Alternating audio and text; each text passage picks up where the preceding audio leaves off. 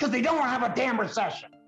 And it's not only factual, it's common sense that you can't just grow by printing money out of thin air. I mean, how common sense can it be than that? It's insanity. You know what? Who are the most insane people in the world? People who get high, okay? It doesn't matter whether it's heroin or crack or alcohol. People get high and then they do stupid stuff because their brain stops working. Harry. In this video, Harry Dent and Robert Kiyosaki discuss a few fundamentals that will lead to an economic crash like we've never seen before. Harry also discusses an asset class that he thinks will do much better than stocks and single-family real estate. So stay tuned to find out. We hope this information inspires you to get started on your dream. So please watch until the end. And if you're new here, consider subscribing so that you won't miss other educated videos like this. Let's get started. By my demographic analysis, the greatest boom in history. When I was predicting this in the 80s, people thought I was crazy that the US could do so well. They thought Japan and Asia was going to take over the world. I said, no, that we still have one of the best baby booms in history coming along, and they're going to spend and earn a lot of money, and we're going to have the greatest boom in history from 1983 to 2007. And then 2008, of course, it did go down. And I predicted that 20-some years before it happened, okay? But forget that. That caused a shock to the economy.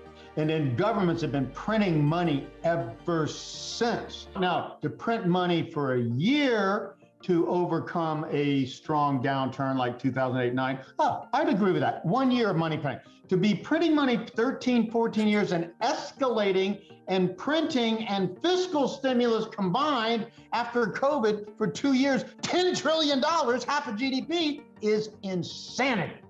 So this shows how crazy things have gotten. Governments we should have had, my forecast all the way back to the 80s when I started with my generation cycles and technology cycles every 45 years, the generation are more like 38, 39. And we'd have the greatest boom in history, but it would slow after 2007 and not come back with the millennials until about 2023, 24. What we have now is we have the greatest bubble in history because governments fought the slowdown after 2008, which was very serious and would have been more serious and should have lasted into 2010, much like the 29 to 32 collapse. They just bubbled up financial assets. They haven't changed incomes and stuff. They bubbled up financial assets, which means the rich, which were already getting richer in the greatest bubble boom in history, got even richer, and everyday people are still struggling. And now we have an economy, and I've been warning for years, I don't know exactly what's going to happen, but it's happening now. You can't do this forever. You can't just print money and grow an economy past its fundamentals of when what I study better than I think anybody in the world. When do people earn and spend money over their life cycle? What's the life cycle of people, and how do generations, particularly the largest in history, at least the largest in 250 years, the baby boom generation, affect that boom and bust? And we are still in the bust wake of the baby boom's peak into 2023, 24 before we can grow through natural causes. And I see that this government printing scheme is now failing, despite printing more and more, failing anyway, because you can't do this forever, and it's going to collapse, which is just in time for us to balance out the economy so we can grow again with the millennial generation from 2024 forward. So I'm happy to see this collapse. I'm happy to see a downturn, damn it. We should have had a bigger one in 2008, 9, and 10 and got rid of most of this bad debt. Now we have more bad debt than ever. We're going to get rid of it in the next few years. It's going to be painful. So, Harry, my question for you is, because my definition of intelligence is if you agree with me, you're intelligent. If you disagree with me, you're unintelligent. So you and I agree on the causes and symptoms and what's happening. We have the most common sense approach. It's not only factual, it's common sense that you can't just grow by printing money out of thin air. How common sense can it be than that? It's insanity. You know what? Who are the most insane people in the world? People who get high. Okay? It doesn't matter whether it's heroin or crack or alcohol. People get high and then they do stupid stuff because their brain stops working. Harry. The whole world is high on nonstop stimulus since 2009, and this will not end well. So again, Harry and I agree on the causes of it, but we have different solutions to it. And our solutions are different because of our skill, background, and educational things like this. The proof of my concept, if we see another wave down, which would be the logical thing, forget everything we're saying. If I'm just looking as a stock chartist, we had this first crash, a tepid bounce, and we have another one of the same magnitude, we're going to see 73.50 on the NASDAQ, down more than 50% by late this year, early next year, and then people are going to know something is really wrong. So, Harry, this is my question. We were the boom generation. 1974, the government passed ERISA, which became the 401k, which is the biggest Ponzi scheme I ever saw. And now they're pulling the rug out from all the baby boomers. And I'm sure your numbers are going to be very accurate because you are very accurate in your predictions. So the baby boomers are toast. So they were the boom. Now they're the bust. Harry, how come people don't know this? What blocks them from knowing? Just normal. You believe what you want to believe because you want to believe it. The baby boom did cause, and I was the first one to say it, and it took me to the mid-'80s. This generation is going to go into their peak spending cycle all the way into 2007, greatest boom in history, going to make the 50s and 60s Bob Hope generation look like nothing, but then it's going to crash. So that's the problem now. It did crash, and the bigger problem is government said, we're not going to let it crash. And I'm like, who the hell are you?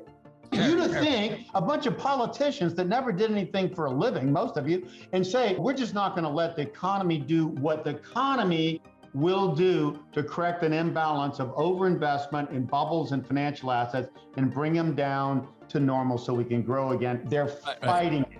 If you are getting value from this video, please share with a friend and like the video to help us out. It's going to get worse than people think, even now when it's finally starting to go down. Why don't people listen to idiots like us? Why do they believe these guys? Like, have you heard of the Kramer factor, Jim Cramer?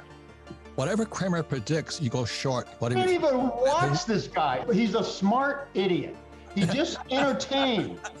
He has nothing to do with the truth. All I do is research what happens in history and what causes things and what doesn't, and that's the truth.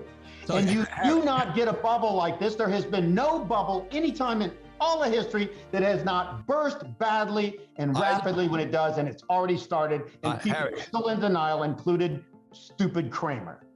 He's an idiot. Doesn't he not look like an idiot? Does he act like an idiot? He's like a duck. He's a duck. Harry, my question to you is, one of the problems is people choose the wrong prophet? No, they choose what they want to hear. If you're in a boom and you're invested in the boom, everyday people didn't used to have so much money in stocks. It was more in real estate. And real estate does not go down like stocks does. Real estate is more stable even when it goes down.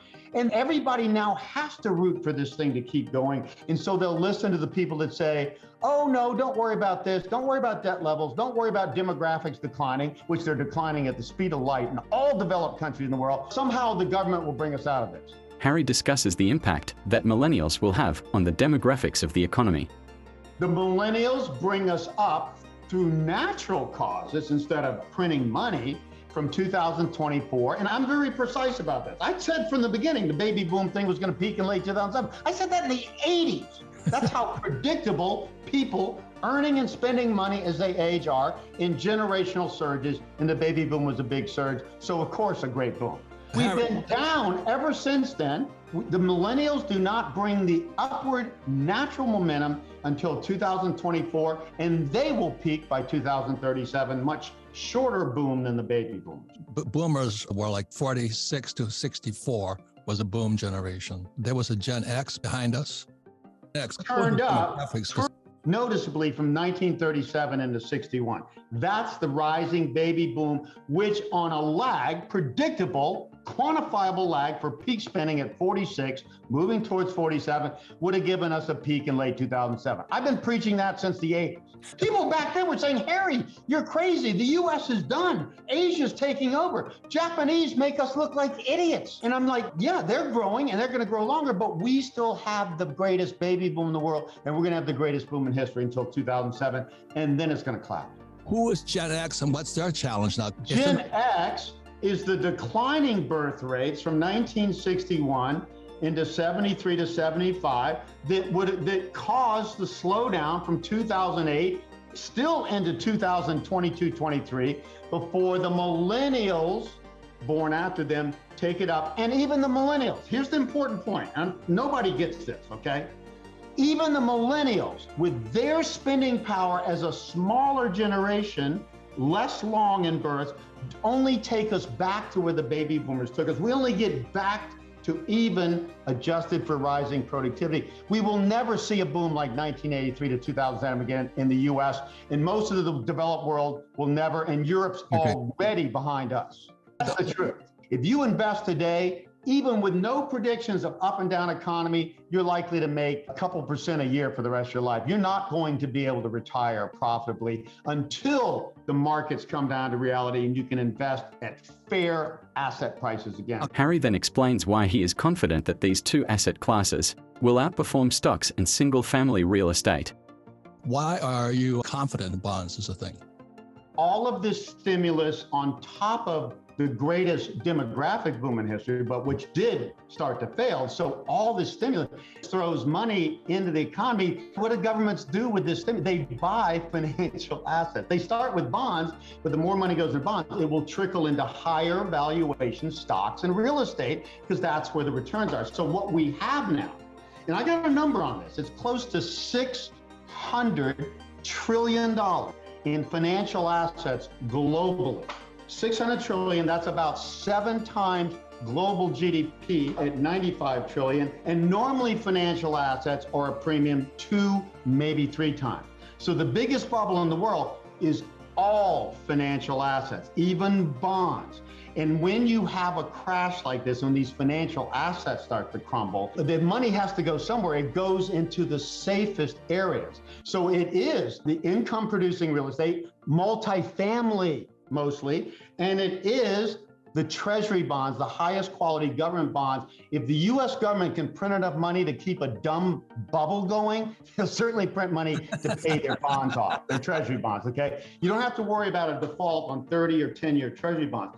And again, I go back and say, okay, let's look at 2008. When I look at the 2008 crisis, that was like 1929, except this time, massive stimulus, which they didn't do back then. So they come out of it, okay? But that's when you see things go down, financial assets go down, flirting with deflation. This time we're going to deflate more because they've tried to pump it up and it's failing anyway. So financial assets keep falling. So the money has to go somewhere. So it goes into the safest bonds and the highest quality real estate. Real estate has gotten just as overvalued as stock. The people who are renting real estate, multifamily, the people who will need it more than ever, even people who would rather buy, can't buy in a bad market and hard to get loans. It's the safe areas. It's the US Treasury bonds, which is the best bonds in the world. Other government bonds are good. Nothing's going to beat a 30-year Treasury bond, and nothing's going to beat in the real estate area, multifamily, rental real estate, because people who are thinking of buying and it's overpriced, and then they see the prices fall, they're going to be more scared. I'm rooting for this to go down harder, faster, sooner, so we can take a big restructuring of debt and zombie companies. Zombie companies are off the chart, debt's off the chart. That's the problem. If you found value in this video, we would like to give you another interesting video for you to enjoy next. We would, however, highly appreciate it if you could like this video and share it with your friends on social media. Don't forget to subscribe if you are new here so you won't miss another one of our videos. The more you learn, the more you earn.